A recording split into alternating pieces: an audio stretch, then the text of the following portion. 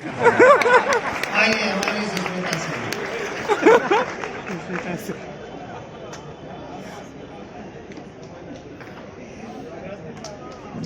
इनको सुंदरता पे पद्मश्री मिलेगा। आप सभी को मैं बहुत बहुत प्रणाम करता हूँ। बहुत अच्छा लग रहा है।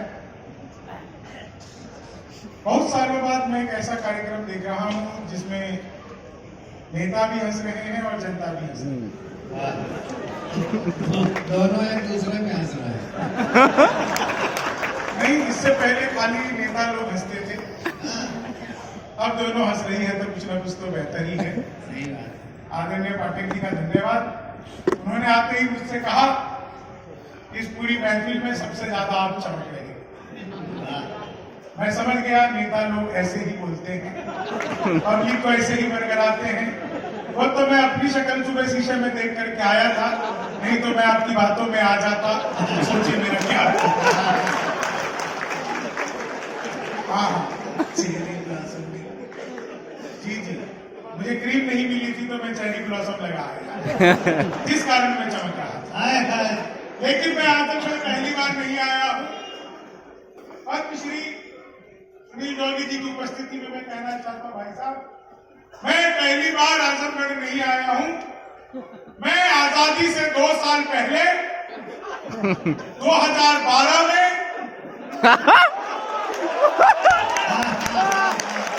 पहली बार आजमगढ़ आया था। हम 14 में आजाद हुए हैं।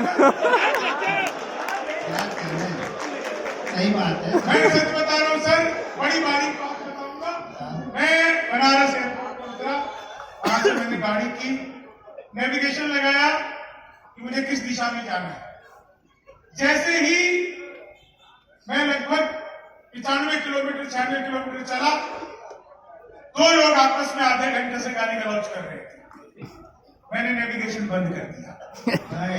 मैं समझ गया मैं आजमगढ़ आ गया। 2 लोग गाली गलौज कर रहे थे सर। मुझसे रहा नहीं कि अपने गाड़ी से उतरा, मैंने उनको समझाया, तब मारपीट हुई। मारपीट हुई मेरे साथ। अच्छा, वो मुझे बुरी तरह धुनने लगे, मैंने फिर समझाया तो अच्छी तरह धुना। तो यहाँ के लोगों को ज्यादा समझाया भी नहीं जा सकता, ये समझे समझाए लोग हैं। मैं पॉलिटिक्स पर कोई बात नहीं करता, बस मैंने पिछले दिनों मोदी जी से पूछा। मैंने कहा मोदी जी आपकी नीयत क्या है? मोदी जी बोले मेरी नीयत पाक साफ है। क्या बात है। हाय बात साफ। बहुत बहुत धन्यवाद, आप समझ गए। पिछले दिनों चीते आए थे विजय बाबू, तो मैंने चीते से पूछा, मैंने कहा तुम भारत आए हो, तुम्हें यहाँ आते हुए डर नहीं लगा? बोले नहीं, हम वहीं से बीजेपी ज्वाइन करके आए।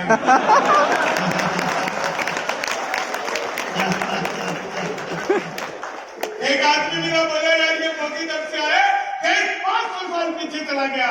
मैंने कहा योगी को आने दे, त्रेता युग में एक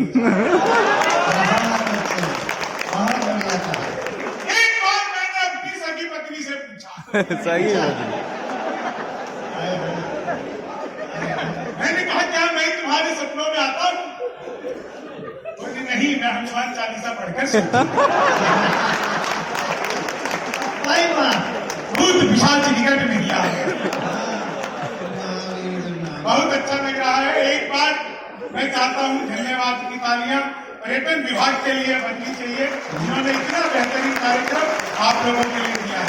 और हम लोगों की व्यवस्था में सर सच बता रहा हूँ, इतनी शानदार व्यवस्था कवियों के लिए हर जगह नहीं मिलती, जहाँ इतनी अच्छी व्यवस्था पर्यटन की ओर से हम लोगों के लिए की गई है।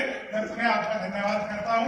सब कवियों के लिए स्पेशल गाड़ी से लेकर और होटल तक सब कुछ बेहतरीन। मैं 4 लाइनें सुनाता हूँ, आनंद लीजिएगा। और स्थानीय प्रशासन का भी धन्यवाद देता हूँ। पुलिस वाले दोनों तरफ से सुन रहे हैं, मैं दोनों तरफ से धन्यवाद देता हूँ। मैं पुलिस पर कुछ नहीं कहता। पुलिस जो किसी के बात की नहीं सुनती वो कविता सुन रही है। मैं और क्या कहूँ।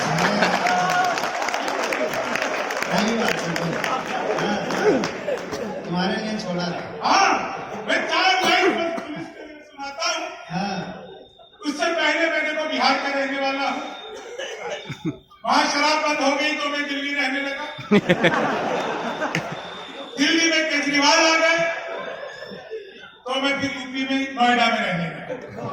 लेकिन मैं आपको बता रहा हूँ अभी बिहार में चुनाव हुआ।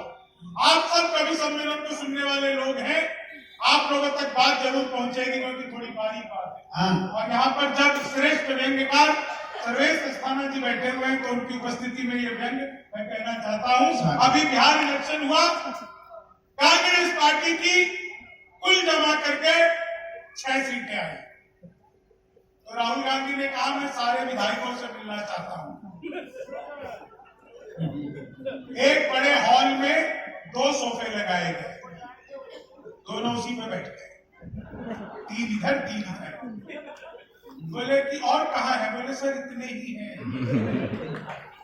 इतना सुनते ही जो हारे थे विधायक कांग्रेस के, वो बाहर हॉल के बाहर नारा लगाने लगे, राहुल गांधी इस्तीफा दो, राहुल गांधी इस्तीफा दो, राहुल गांधी राजनीति छोड़ो। तो बीजेपी वाले भड़क गए, बोले नहीं नहीं अभी मत छोड़ो, अभी हमें बंगाल चुनाव और जीतना। अभी छोड़ोगे तो बंगाल कौन जीतेगा? कुल जमा करके 6 सीटें आई थी सर। इससे ज्यादा तो लालू जी के बच्चे हैं, बच्चों के बराबर भी नहीं ला पाए। 4 महीने पुलिस को समर्पित करता हूँ। उत्तर प्रदेश की पुलिस दुनिया में सबसे ज्यादा अच्छी पुलिस है साहब। इससे अच्छी पुलिस पूरी दुनिया में नहीं है। और इससे ज्यादा मतलब क्या मर्यादा है पुलिस की, ये नई नई स्कॉर्पियो खरीदती है, अपराधी के घर जाती है, कहती है चलो हम तुम्हें स्कॉर्पियो में बैठाकर थाने तक ले जाएंगे। अपराधी का खानदान हाथ जोड़कर खड़ा हो जाता है, नहीं नहीं हम इन्हें पैदल लेकर के आ रहे हैं, लेकिन ये पुलिस की स्कॉर्पियो में नहीं जाएंगे। पता नहीं कब कहाँ कैसे बरत जाए। तो पुलिस के साथ महिमा बहुत अच्छा आप लोग सुन रहे हैं। मैं यहाँ केडीएम साहब से मिला, वो पहले गाजियाबाद में थे, यहाँ पर भी आ गए। सर कहाँ बैठे हैं? यहाँ हम लोग के साथ थे, वो बैठे था। अरे सर नमस्ते करता हूँ। अच्छा हाँ, सीडीओ साहब से भी मिला, वो हम कवियों के स्वागत में खड़े थे। सर प्रणाम करता हूँ। साहित्य को मतलब आजमगढ़ आज से नहीं हमेशा से ही बहुत ज्यादा सम्मान देता रहा है, और जब कभी लोग आए थे तो आप खुद स्वागत में खड़े थे। मैं आपको विशेष वंदन करता हूँ सर। 4 लाइन आपको सुनाता हूँ, हास्य लाइन का कवि हूँ। पहली बार कोई लाइन मैं सुना रहा हूँ, बिल्कुल नई लाइनें लिखी है मैंने। 4 लाइन गजेंद्र भाई आपको समर्पित करता हूँ। देश के बड़े कवि, अभी ट्रंप ने एक बात कही, मैं भारत आना चाहता हूँ। मैंने कहा जाओ भाई, लेकिन यहाँ पर आकर के आपको हमारे किन किन नेताओं से मिलते हुए क्या क्या ध्यान रखना है, बिल्कुल नहीं सुनाता हूँ आपको। मैंने ट्रंप को क्या कहा, क्या क्या ध्यान रखना है कि मोदी सभी लोगों तुम्हें भिखारी ना कर दे, मोदी सभी लोगों तुम्हें भिखारी ना कर दे, राहुल तुम्हें पदयात्री सवारी ना कर दे, उत्तर प्रदेश आना ट्रंप सोच समझ कर, योगी जी तुम्हें ट्रंप से तिवारी ना कर दे।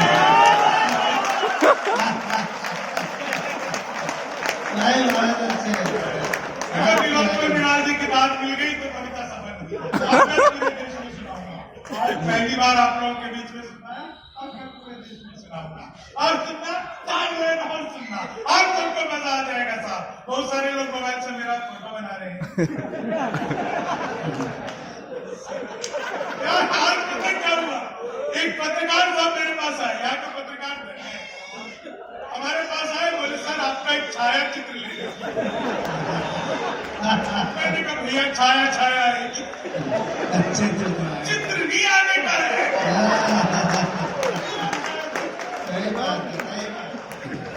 सच में ये लोग जो मेरा वीडियो बना रहे हैं ना, तुम्हें पता नहीं है मेरा डिजिटल कैमरे से भी नेगेटिव आता है।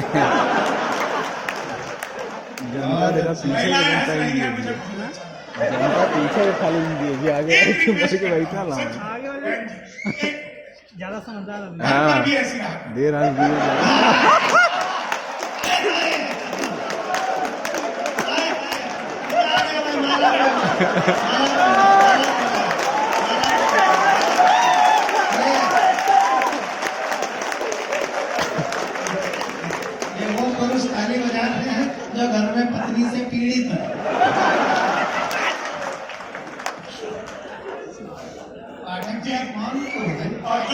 पीड़ित है वो मंच पे संचालन कर रहे हैं। देखो मजा आ रहा है ना साहब। मैं दुनिया का सबसे खूबसूरत आदमी हूं, क्योंकि जो आपको हंसाता हो उससे ज्यादा खूबसूरत और कोई होगी नहीं। भाई सीटी मत करो। मैंने खाली बाल बड़े किए हैं और इतना भी खूबसूरत नहीं हूं कि तुम मुझे देखकर सीटी बजा रहे हो। इन सीटी पुलिस बजा रही है। बस हो गया। इनको देख के जो सीटी बजाए उसका तो भगवान ही मालिक है। बिल्कुल सही कह रहे हो। 4 लाइन सुनना समय की अपनी सीमाएं हैं, लेकिन आपकी हंसी को देखते हुए मैंने तय किया कि मैं 2 और सुना। बहुत अच्छा आप लोग सुन रहे हैं। मैं दुनिया के किसी भी मंच पर जाता हूँ, सोशल मीडिया का दौर है, आप लोगों ने देखा होगा। मैं दुनिया के हर मंच पर, जब मैं मंच पर होता हूँ तो हमेशा धोती पहन करके माइक पर खड़ा हूँ। चाहे मैं अमेरिका चला जाऊं, चाहे दुबई चला जाऊं। मैं सर्वेश जी के साथ पिछले दिनों अमेरिका यात्रा पर था, तब मैं धोती पहन करके पूरी अमेरिका में मैं 60 दिन रहा, 26 प्रोग्राम किए, हर जगह पर धोती पहनकर जाता था। मैं धोती पहनकर पूरी दुनिया में इसलिए जाता हूँ ताकि मैं उनको बता सकूं ये मेरे भारत का पहनावा है, ये मेरे भारत का विधान है, ये मेरे बाप दादाओं का है। मैं सच बता रहा हूँ, चाहे आपको उत्तर प्रदेश का कोई गांव हो या मेरे बिहार का कोई गांव हो, मणिका जी के मध्य प्रदेश का कोई गांव हो, हमारे भारत के किसी भी गांव में जब कोई बुजुर्ग व्यक्ति मरता है ना, तो बुजुर्ग नहीं मरता, उसके साथ धोती पहनने वाला एक आदमी कम हो जाता है। सच बात। हमारे परिवार खत्म होते जा रहे हैं। मैं अमेरिका में घूम रहा था धोती पहनकर। न्यूयॉर्क एक जगह है, न्यूयॉर्क में मैं धोती पहनकर घूम रहा था। टाइम्स स्क्वायर टावर पर मैं धोती पहनकर घूम रहा था। कई लोग तो वहां पर कुछ भी नहीं पहनकर घूम रहे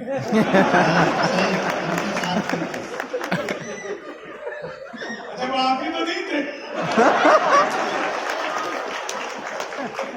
कुछ भी नहीं, ये अमेरिका है भाई, वहां होता है। एक अंग्रेज ने मुझे ऊपर से नीचे तक देखा, बोला व्हाट इज दिस? मैंने कहा धोती। बोला व्हाट धोती? मैंने कहा फुली एयर कंडीशनर। और अंग्रेज को सब समझ नहीं आया, पीछे तो उसने मेरा धोती का लाल पकड़ लिया। बोला व्हाट इज दिस जेंटलमैन? मुझे गुस्सा आया, मैंने उसका टाई पकड़ लिया। मैंने कहा you tell me first what is this gentleman? बोला this is my neck tie. मैंने कहा this is my back tie. अपना मामला सर सीनियर साहब, हमारे पिताजी मरने से 2 दिन पहले कह करके गए, बेटा को ऐसा काम करना कि लोग कहें इसके पिताजी बहुत अच्छे आदमी थे। अब उन्होंने हमें पैदा करने के अलावा ऐसा कोई काम नहीं किया था कि लोग कहें पिताजी अच्छे आदमी थे। दिन भर दलान पर बैठे रहते थे, तो भी गुजरता था, उसे गाली दिए बिना छोड़ते नहीं थे। हमें कह करके गए ऐसा काम करना कि लोग कहें पिताजी अच्छे आदमी थे। सच बता रहा हूँ, जो भी गुजरता था उसको गाली दिए बिना छोड़ते नहीं थे। हमको कह करके गए ऐसा काम करना, अब वो चले गए। हम दिन भर उस दलान पर बैठे रहते हैं, तो भी गुजरता है, पहले उसको गाली देते हैं, फिर लाठी लेके दौड़ाते हैं। तो भागते भागते कहता है इससे अच्छे तो उसके पिताजी थे, तो खाली गाली देकर छोड़ देते थे, ये तो लाठी लेके दौड़ाता था। मैं सच बता रहा हूँ आपको, 4 लाइन सुनिए, आनंद लीजिए। समय की अपनी सीमाएं हैं, लेकिन आप लोगों के चेहरे की हंसी बहुत अद्भुत है साहब। आपको कभी ये जानना हो ना कि ईश्वर महादेव आपके ऊपर कितनी कृपा कर रहे हैं, तो इस समय जो आपके चेहरे की हंसी है उसको याद कर लें।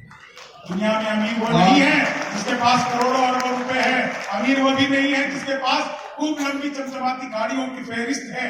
अमीर वो भी नहीं है जिसके घर में खूब नौकर चाकर बैंक बैलेंस फुल नहीं। आज के वर्तमान एरा में दुनिया में सबसे ज्यादा अमीर वही व्यक्ति है जिसके पास हंसने के लिए समय है, मुस्कुराने की वजह। बहुत अच्छा। अगर आपके पास हंसने के लिए टाइम है तो आपसे ज्यादा अमीर और कोई हो ही नहीं सकता।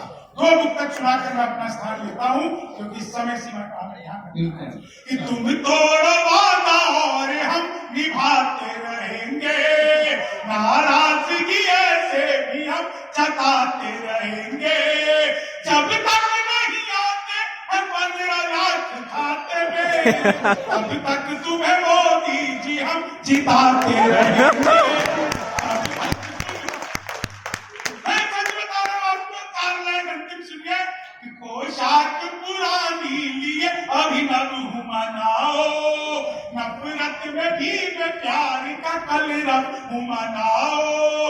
रोने के लिए और भी महफिल है जहां में, शंभू शिखर में हास्य का उत्सव मनाओ, शंभू शिखर में हास्य का उत्सव हूँ। धन्यवाद, नमस्कार।